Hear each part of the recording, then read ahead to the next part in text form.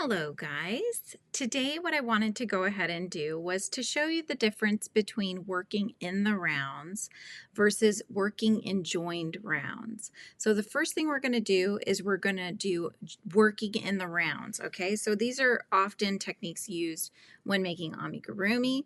So what you do is after you've made your magic ring here, and I did 6 single crochets into the magic ring, I'm ready to start round 2, which will generally be an increase around round.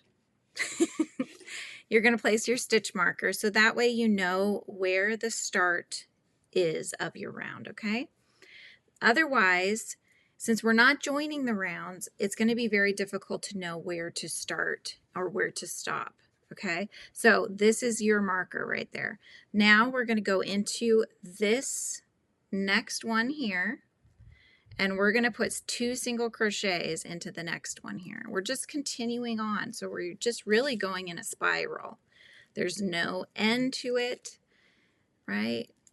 So with that stitch marker is really your only guide to knowing where to start, where to stop. That's it. That's your guide. That's your marker. And you'll just keep on going around and around as you go up, and that stitch marker will show you where to stop at the end of each round. And then you'll replace your stitch marker just as I'm going to do right here. So see, I finished round 2. And obviously I wouldn't use this big of a hook because it's making gaps. I just wanted to do this for the purposes of the tutorial so you can see more clearly the stitches. Okay, so I would replace that stitch marker on my hook loop here. And then we would start round 3. Round 3 would be probably a single crochet in the next and then an increase in the next. And doing that pattern over and over again. So you just continue on and going into this next stitch here, doing a single crochet and just continuing on, okay? So that is going in the round without joining. That's what this is, okay? So next up, we're going to do crocheting in the round with joining. So let's go ahead and get that started now. So for joined rounds, what we're going to do is we are going to go into this next stitch here, which is the first stitch of the round, right? So we're going to go into this one and we're going to do a slip stitch to connect. So that essentially will finish off round 1. So round 1, which is your magic circle, your magic ring, this was 6 single crochets into the magic ring. We did a slip stitch to connect. So now that one is finished. It's been joined. We're going to then do a chain 1 to start round 2. And we're going to do 2 single crochets into each stitch around, otherwise known as increasing around, okay? So you're going into that same space that you just did your slip stitch into, okay, to connect. So that same first stitch that you started with there, you're going into that one and you're putting in 2, okay? So you're going to do that. You're going around all the way. Okay, so remember 2 in each one. We're doing our increase round here.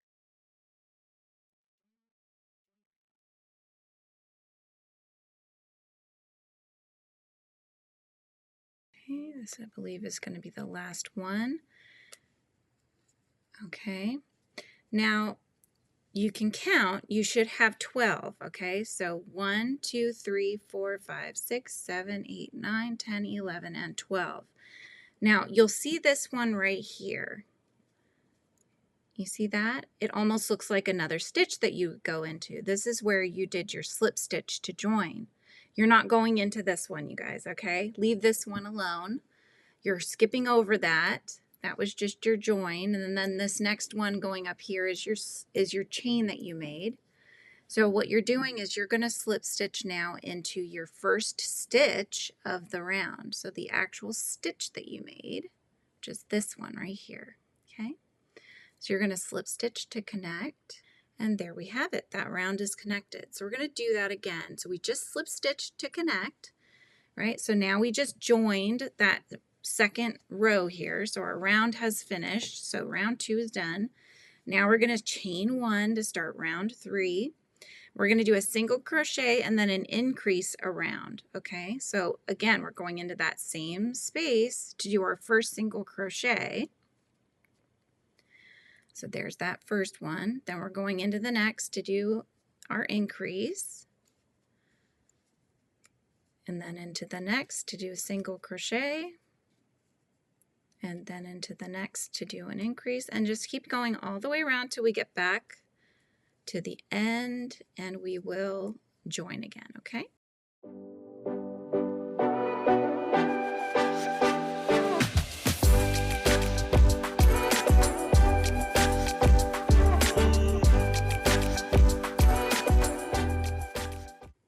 All right, I'm on my last increase here of the round.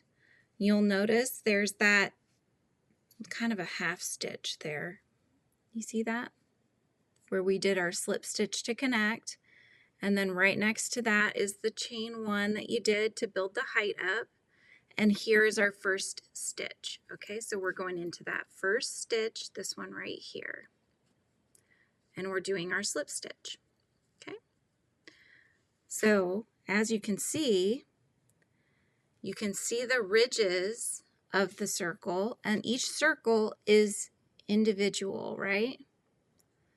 They do not continue around because you are joining, creating that chain to build the height and then going around and then connecting them again.